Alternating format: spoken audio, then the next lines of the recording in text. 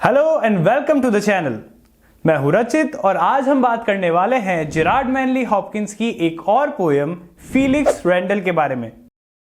यह poem GM Hopkins ने लिखी थी 1880 में, पर यह उनके बाकी सभी वर्क्स की तरह पब्लिश हुई उनकी डेथ के बाद इन 1918। यह एक पेट्रार्कन सोनेट है और पेट्रार्कन सोनेट के बारे में मैंने आपको लास्ट वीडियो में बता दिया था। यह पोयम एक एलेजी है। अब एलेजी क्या होता है? एलेजी को हिंदी में अगर कहा जाए तो एलेजी का मतलब होता है शोक गीत। तो यह शोक गीत जीएम हॉपकिंस ने फीलिक्स रेंडल नाम के एक फैरियर यानी जो घोड़े की नाल बनाता है, उसके शूज बनाता है, उसके लिए लिखी है। ऐसा बताया जाता है कि यह पोयम एक रियल पर्सन पे बेस्ड है जिसका नाम था फीलिक्स स्पेंसर, जिसकी डेथ हो गई थी 31 ईयर्स की एज में ड्यू टू ट्यूबरकुलोसिस। तो आइए हम इस पोएम को एक बार पढ़ लेते हैं। Felix Randal, the farrier, oh is he dead then? My duty all ended, who have watched his mold of man, big-boned and hardy handsome, pining till time when reason rambled in it, and some fatal four disorders flashed there, all contented. Sickness broke him, impatient, he cursed at first, but mended, being anointed and all. Though a heavenlier hurt began some months earlier, since I had a sweet reprieve and ransom tendered to him. Ah well, God rest him, all rude ever he offended. This seeing the sick endears them to us too it endears. My tongue had taught thee comfort, touch had quenched thy tears that touched my heart, child, Felix, poor Felix Rendel.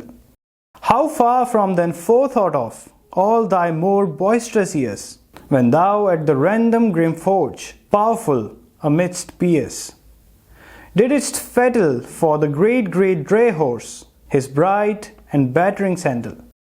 तो यहां पहली line में poet कह रहा है Felix Randal the फैरियर। यहां उसका जो टोन है वो थोड़ा डिटैच है, वो कंफर्म कर रहा है। अच्छा, फीलिक्स रेंडल जो फैरियर था, फैरियर जैसे मैंने आपको बता दिया है जो घोड़े के शूज बनाता है, घोड़े की नाल बनाता है। तो पोएट यहां कंफर्म कर रहा है कि फीलिक्स रेंडल जो कि फैरियर था, अच्छा क्या वो मर गया है? Oh is he dead then? My duty all ended. क्या वो मर गया है? मेरी ड्यूटी खत्म हो गई है। जीएम हॉपकिंस खुद भी एक जेस्यूट प्रीस्ट थे और प्रीस्ट की ये ड्यूटी होती है कि जो सिक है, जो कमजोर है, जो इल है, उसे रिलीजन के थ्रू कंफर्ट दे, रिलीफ दे। तो यहां पोएट कह रहा है कि फीलिक्स रेंडल जो फैरियर था, क्या वो मर गया है? मेरी ड्यूटी खत्म हो गई है। सेकेंड लाइन में वो कहता है who have watched his mould of man, big bond and Hardy handsome. तो यहां वो खुद के लिए कहता है कि जिसने यानी उसने, खुद ने उसे देखा था जब वो जिंदा था, उसका मोल्ड ऑफ मैन, मोल्ड एक कंटेनर की तरह कहा जा सकता है, पर यहां पर उसके फॉर्म को, उसकी शेप को जो है यहां पर मोल्ड कहा गया है कि वो इतना विशाल था, इतना बड़ा था। मोल्ड ऑफ मैन, जो उसकी बॉडी थी, उसको पोएट ने देखा था। Who have watched his mould of man, big bond and Hardy handsome, कि जिसने उसकी शेप को देखा था, जो बिग बोन वाला था, जो ताकतवर था, और हार्डी हैंडसम का मतलब है कि एक आइडियल हैंडसमनेस थी उसमें जो एक आदमी में होनी चाहिए। Pining till time when reason rambled in it. Pining. तो यहां वो कह रहा है कि उस बिग बोन्ड मैन को, उस ताकतवर आदमी को उसने दुखी देखा, कमजोर होते देखा, धीरे धीरे उसकी हालत खराब होते देखा। Till time when reason rambled in it. उसने उसे इतना कमजोर होते देखा कि जब तक उसकी मानसिक स्थिति भी ठीक नहीं रही थी और वो कुछ भी बोलने लगा था, वो कंफ्यूज हो गया था और वो कुछ भी बोलने लगा था। And some fatal four disorders fleshed there, all contended. उसकी बॉडी में फेटल फोर डिसऑर्डर्स, फेटल का मतलब होता है खतरनाक और डिसऑर्डर का मतलब होता है बीमारियां। उसकी बॉडी में 4 बीमारियों ने घर कर लिया था। फ्लैश देयर मतलब उसकी बॉडी में एंटर हो गई थी और घर कर लिया था। एंड ऑल कंटेंटेड, वो चारों एक दूसरे से लड़ रही थी। वो बीमारियां उसके शरीर के अंदर एक दूसरे से लड़ रही थी और उसे और बीमार कर रही थी। सिकनेस ब्रोक हिम, बीमारी ने उसे कमजोर कर दिया था, उसे तोड़ दिया था। Impatient, he cursed at first, but mended being anointed and all. वो इम्पेशेंट होने लगा था, वो बेसब्र रहने लगा था और वो इस बीमारी के चलते दुखी हो गया था। ही कर्स, वो बुरी बातें बोलने लगा था, इस बीमारी को कर्स करने लगा था। But mended being anointed and all. पर जैसे पोइट ने उससे क्रिश्चियनिटी या गॉड की तरफ या रिलीजन की तरफ बढ़ाया तो वो थोड़ा ठीक हुआ। अनॉइंटमेंट जो होता है वो एक प्रोसेस होता है जिसमें किसी पर्सन के सर पर होली ऑयल या होली वाटर लगाया जाता है। आगे की लाइन में है, though a heavenlier heart began some months earlier. पर पोइट यहां कह रहा है कि उसको अनॉइंट करने से पहले ही जो हमारा फीलिक्स रेंडल था उसका जो दिल था वो गॉड की तरफ बढ़ने लग गया था, रिलीजन की तरफ बढ़ने लग गया था। Since I had a sweet reprieve and ransom tender to him. और उनके अच्छे रिश्ते के चलते, पोइट के और फीलिक्स रेंडल के अच्छे रिश्ते के चलते पोइट ने उसे उसके सिंस के लिए फॉरगिवनेस, उसे कंफर्ट, ये सब ऑफर किया। Well God rest him all road ever he offended. अब इस लाइन में पोइट जो है वो गॉड से रिक्वेस्ट कर रहा है कि हे भगवान, फीलिक्स रेंडल ने अपनी जिंदगी में चाहे जो भी गलतियां की हो, जो भी सिंस किए हो, किसी भी तरीके से, ऑल रोड्स का मतलब है जिन जिन चीजों के थ्रू उसने जो वो सिंस किए हैं उसके लिए उसे माफ कर दो। अब यहां पर हमारा ऑक्टेट जो है वो खत्म हो रहा है और सेस्टेट शुरू हो रहा है। पेट्रार्कन सोनेट के अंदर जब ये चीज होती है तब यहां एक वोल्टा आता है, एक चेंज आता है। तो ये चेंज आप पोइट की टोन में और उसके मैसेज में भी देख सकते हैं। This seeing the sick endears them to us too it endears. यहां पोइट कह रहा है कि किसी बीमार की या सिक आदमी की या इल आदमी की केयर करते हैं हम, उसके पास रहते हैं तो उसके लिए हमारे मन में एक अफेक्शन आ जाता है, एक प्यार आ जाता है और हमें उनकी केयर करते देख, अपने पास देख, उनके मन में भी हमारे लिए कहीं ना कहीं प्यार आता है। My tongue had taught thee comfort, touch had quenched thy tears. ये जो दी और दा यहां लिखा हुआ है ये ओल्ड इंग्लिश वर्ड्स है। दी का मतलब होता है यू एंड दाय का मतलब होता है your.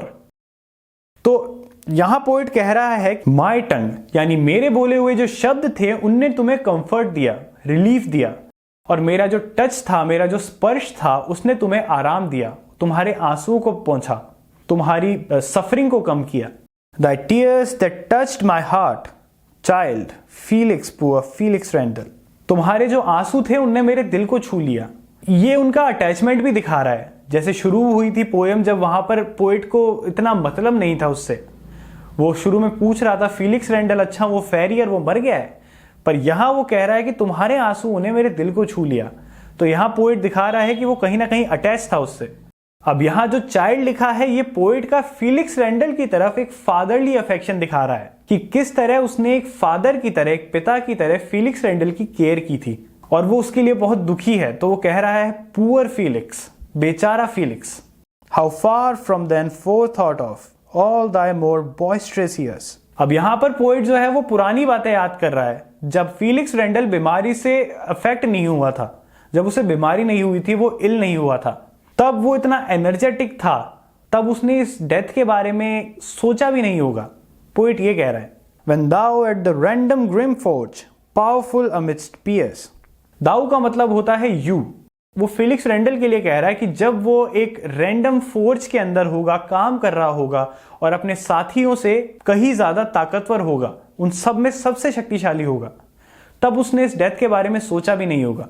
Didst fettle for the great dray horse his bright and battering sandal. Didst का मतलब होता है did और फेटल का मतलब होता है तराशना, उसे स्मूथ करना। तो यहां पोइट कह रहा है कि जब वो ताकतवर था, वो एक रैंडम किसी फोर्ज में काम कर रहा था, जब वो एनर्जेटिक था और जब वो एक ड्रे हॉर्स यानी वर्किंग हॉर्स जो कि बहुत ताकतवर होता है, समांड होता है, जो उसके लिए सैंडल्स बना रहा था। सैंडल्स यहां पर उसकी नाल जो शू होता है, हॉर्स शू, उसको कहा गया है।